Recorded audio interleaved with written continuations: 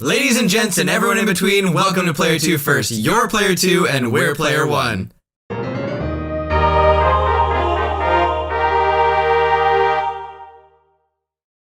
Alright, welcome back everyone. We are going to get started with Episode 2, Chapter 1, because we're confusing. That's going to be the rest of the series. Not actually. But... so here is our home base, our mercenary fort that we have, our little base of operations for our mercenaries. I don't know if we've been introduced to the name of the mercenaries or anything like that, so I'm not going to spoil it, but... It all teaches you. It all tells you. The game will tell us. We just learn by playing. You will as well, and you have us. It's fine. It all makes sense. Don't worry about it. Good morning, Ike. Today's your first day as a professional soldier, isn't it? Yeah, and I'm ready to go. What you are is late. The others were suited up and ready at the break of dawn. Sorry, I'll get up earlier from now on. So, what's my first job? I'm talking with Titania right now. Wait outside until we're done. Yes, sir. Very well, Commander Grail. Shall we continue? You were telling me about some bandits that needed taking care of, weren't you? Correct. The request comes from a nearby village. According to our reports, the bandits are not all that strong. Are not at all strong. Totally different. I think it best if I ride out and take a look. I plan on taking Oscar and Boyd along with me. Just the brothers? Go ahead and add Ike to your team. Shannone, Gatry, and I can handle the other two jobs easily enough. Titania, I'm leaving Ike in your care. I'm trusting you to show him the ropes. Understood, Commander. Come on, Ike. Let's get you set up. Alright, my first job. Captain Titania, preparations are complete, and I'm ready to go. Impeccable timing. It's nice to know we can always count on you to be at the ready, Oscar. And don't forget about me. I'm ready for action. Is that so, Boyd? That's a surprise. Yeah, not today it isn't. As of today, I am going to be the absolute model of perfection. I need to set a good example for Ike. I'll take your word for it. Your first campaign at last. I know you've wanted this for a while. Are you nervous, Ike? I think I was more nervous last night. I could hardly sleep. This morning I'm feeling pretty good. It's the calm before the storm. You should try to relax. You're not going to be out there alone. Yeah, you're right. Right. Everyone ready? Let's go.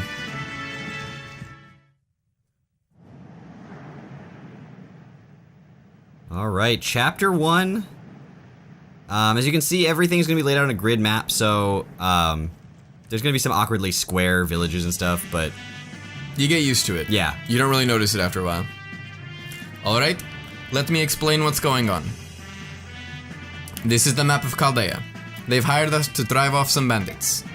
We're the blue marks here. The red dots are the bandits. There aren't many of them, but we can't get careless. The one in front of the building up north is their leader. Yep. Our mission is to take him out and recapture that building. Ike, listen up! All this stuff is old news to me, but I can give a rookie like you a few tips. First off, don't let yourself get worked up and jump out in front of everyone. You'll just end up getting hurt. Don't try to do too much, Ike. When things get dangerous, you can, and should, rely on us. As long as you watch how the enemy moves carefully, you'll be fine. Think of this as a training mission. I'll do that. Oscar, Boyd, thanks for your help. Don't mention it. Just sit back and watch how a professional handles things. Enough chit-chat, you three. We've got work to do. Alright, so... Oh. Ike, before you engage an enemy, take a good look at his weapon. The weapon you use often determines who has the upper hand in a fight. For example, the axe I'm wielding serves me well against lances, but it fares less well against swords. And my lance is great against swords, but not against axes. And to complete the triangle... Ah, my sword. It's strong against axes, but weak against lances. Right? Yes, exactly. If you can remember that, you'll be more effective in combat. That's just the basics, though. This'll come in handy soon enough, so don't forget it. Swords over axes. I won't forget. Not if I remember that I'll always have the advantage over you, Boyd. That honestly is what helped me remember it the first couple times I played this. Like, oh right, Ike beats Boyd. Ike beats Boyd. Do you think you could maybe find a different way of remembering? Yeah, thanks. And one more thing. Don't forget to visit the locals. We're here to help after all. The villagers should welcome our presence. So as you can see right in front of us, we've got an open door. So if we go to the open door, as you can see what Robert's doing right now is he's spreading out the items that he has, since he has 900 iron swords, so that when he goes and visits this house, so that when Oscar goes and visits, Well, okay, I can't fine. do both. Right. The point is, when you visit a house, you talk to the locals. Sometimes they give you something, sometimes they give you information, sometimes you meet somebody new. So, for example, one thing that Robert did, which isn't necessarily related to visits, is by spreading out all the items that that everyone has, so that Ike doesn't just have a million of them. If he ever ends up picking up an item, he doesn't have to throw away another one. You can have 4 weapons and 4 non-weapon items in your inventory at the same time. And a 5th one that you bring in, you choose any one of those of the same type and throw it away. You just get rid of it. So I don't want to lose the items right now because they're free. Whereas later, if I wanted to repurchase them, I have to repurchase them. And so I'd rather not have to do that. So I'll keep the items in someone else's storage such that everyone has not a full list in case they pick one up. Because aside from just visiting, you can also pick them up from enemies from other ways as well. Ah, you're with the mercenaries, right? Thank you for coming. We've heard a lot about you. Here, take this weapon. We're farmers, not fighters. Maybe you'll get some use from it. Generally what we'll do is whoever has those one-time characters will be the person who's not the person who interacts with them, so we'll just trade that off pretty freely. So now what Robert's going to do is he's going to see if it's smart for him to start attacking, and if it's not, he's going to set up his units in such a position that he can protect a weaker unit perhaps, or just so that he's ready when the next turn comes to set up a more solid attack. So if you press A on an enemy unit, you'll see their full range. The outer range of the orange is the end of their move, like their actual attack range. So that's their orange space. If they have range 2 or something weapons, it will show the end of the range of orange. Even if they couldn't walk here, it will still show it within their orange range. Orange just means they are capable of attacking within that area. The danger zone. If you will. So both of these guys do 7. If I do 11, I take 7. I take 7 more next time, and I take 7 again from the other guy. That's a total of 21. They have no chance to crit. The other guy can't reach me, so Boyd can attack. And that's the math I was doing in my head while Dan was talking.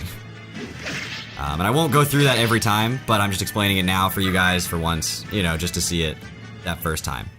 Additionally, you may have seen that I gave Titania 2 items and filled her up, but that's because we're going to actually not have Titania be attacking right now, because she's already way higher level than the rest of them, and this is free experience for everybody else that we lose if she does attack. So we're actually just going to give the axes to Boyd.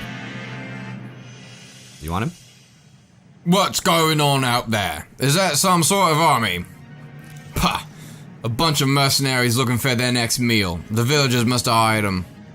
Listen up, lads. Hurt 'em and hurt 'em bad. We let this bunch live, and we'll have hordes of hired swords hounding us the rest of our days. It's those fool villagers. They think they can buy a bunch of sellswords to chase us away. It ain't gonna work out how they wanted. All they get for their trouble is a bunch of ruined houses. Tear them down, boys. That'll teach them.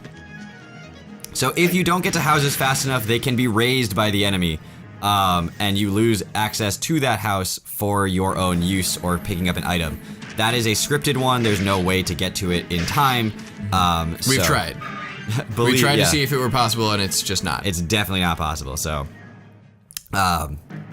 I don't even think that that house has an item. It's just an open door. It might have something programmed in. Like I'm not 100% sure, but there's no way to get to it. There is a way to save the other house. If the house has a closed door like the one in the bottom left, they will not destroy it, and you cannot visit it. So it has to have an open door as you see here. Otherwise, if it's a closed door like this one, or after we've saved it, it is protected and will never be damaged. Get Ike some experience here. Yep, and you see that he got the ×2. So that ×2 means he will hit once, the enemy will hit once, and then Ike will hit a second time. I almost said a third time, which is still kind of right, but... So Ike's fast enough to take a second hit, to deal a second hit. Yes. You can see Boyd is damaged now, so we can use a vulnerary on him. You'll also notice that this bandit, his orange square does contain this house, and he will destroy it if he gets there, but since his blue square doesn't move him in front of the house, he can't actually destroy it on this turn. Additionally, Titania was set up such that she could reach it. We've played this game a couple of times, so you might see some optimizations like that throughout the game. Yeah. That you may not think are optimizations, but you'll realize a second later, like, oh, that's at the edge of their movement range, or they made it as far as they possibly could, or whatever. Since those bandits took over, we can't even sleep at night. Please, help us save our village. Here, my mother left me this. I hope it serves you well. I just want all these voices, by the way. That's why I put your character in front of That was not even a little bit intentional. So at this point, Boyd has 9 health. There's a swordsman over here. So Boyd doesn't need to move because that swordsman can actually reach just to right next to Boyd. So if Boyd attacks this guy, if he misses, Oscar has a chance to hit him because that would be a problem because we only have an 87% chance of hitting him. But if he doesn't miss, he's still out of the range of the swordsman and he's safe for the next turn when I try to heal him. And Oscar has a lance, so I'm much happier that Boyd hit him because Oscar does lose out on that. If you want to talk about a little bit about the weapon triangle and what that actually affects. Yeah, so obviously Titania mentioned it a few minutes ago at the beginning of the chapter, but the ramifications of the weapon triangle are weapons that have a weakness to a different weapon will have lower hit percentage, they will have lower strength, your overall damage done to the enemy will be lower. That's actually why Ike got +1. Because he has a sword. What an axe. I remembered that after I said it. I was like, that didn't make any sense. You don't lose defense. Right. That was that.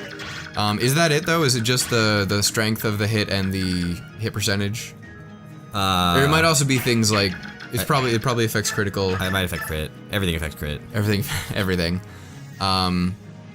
Yeah. I mean, the most important ones, the ones that I tend to take most into account when I'm thinking about it, is hit and strength. It's hit percentage -10, I believe, and damage -1 or +1 or +10. You know, like depending on -10 if you are the weaker weapon there in the triangle. There's -10 and +10. Yes. So it's it's respectively net +20, but yeah. Oh, do you want to? Okay, yeah. So if you've played the game at least once already, when you start a new file, you will see these things called bands. So you saw that Boyd just had a fighter band. And what that means is it's a band with the essence of whatever class it's named for. So a fighter band, which will come to make more and more sense the more that we play the game and you get used to who these characters are, who these classes are. A fighter band gives you 10? It's generally 5, I believe. Okay, 5%, yeah. 5% greater chance of leveling up HP. That's a really good level up for Ike. That is. The fighter band gives you a 5% greater chance of leveling up HP and strength on any given level. We also have things like the mage band, which gives you plus 10% on just leveling up, on chance of leveling up just magic in a given level up. We have the paladin band, which, if memory serves, gives you 5% greater chance to level up speed and luck. And there are various other things that we may or may not mention as we go throughout the game. There actually will probably be a point where we start to mix them all around so that we can, give our units who have great strengths in some areas and great weaknesses in others less of a weakness.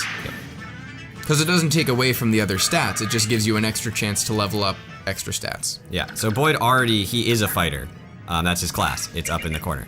And it kind of hints to you what it does, right? They march into battle with superior strength with poor defense. So we might try to shore up his defense by giving him a band that increases his defense, as opposed to the thing that he's probably going to level up almost every level anyway. And that's kind of how we think about those. Actually, you're just going to keep fighting this dude. Meanwhile, you're at 19, you'll be fine.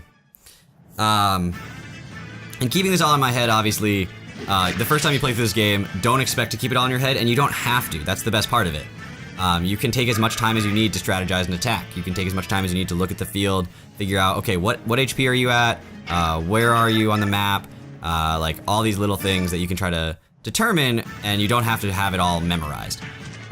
Generally, to speed up gameplay, Dan and I will be taking advantage of the fact that we do have a lot of these things in our head and are able to keep them in our head and don't have to strategize every turn. But at the same time, we also understand that you may or may not. That was like a really inefficient way of moving. Happens. So the AI is actually really good. They will try to attack the person they have an advantage against. So in this case, the swordsman's going to attack Ike, Boyd. After all that, I get it wrong. So he'll try to attack Boyd and do more damage, have better chance to hit. But obviously Boyd being a fighter, even though he has an axe and is weaker, he still has a chance, like a good chance to do a lot of damage. Generally, axes are strong but inaccurate.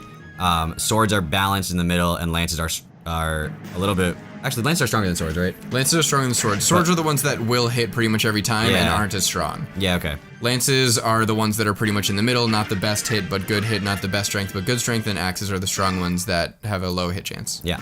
And we'll get into other sort of weapons later, obviously, but these are the main three that you'll be dealing with for most of the game and for most of your units.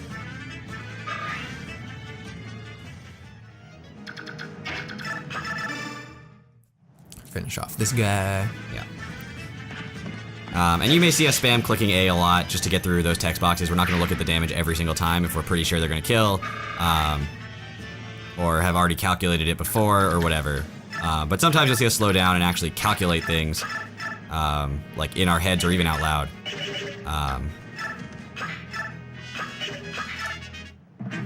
If you don't feel like moving every unit, you can always click A anywhere on a map that isn't your unit and hit end. End will just end your turn straight up. Or you can click Z anywhere. So even if you're on an active unit, if you hit Z, that menu will come up. Whereas if you're on an active unit and you hit A, just their menu will come up. Or their move will come up. So that's why you have to go to an empty map space to hit A, but you can hit Z anywhere you want. Hey, you're nothing but a boy. Well, every brat needs a beating now and then. Are you ready for it? Not today. If you want to run away, now's your chance. Imagine that. You sassing me. Don't that be all?